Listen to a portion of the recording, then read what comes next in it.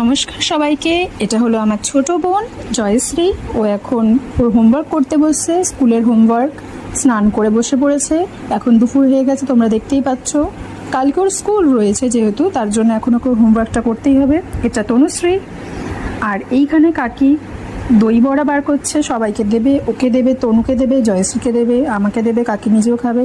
এই সাইডে কাকি ডাল বসিয়ে দিয়েছে, কারণ কি দুপুরবেলা সবাইকে খেতে তো হবেই।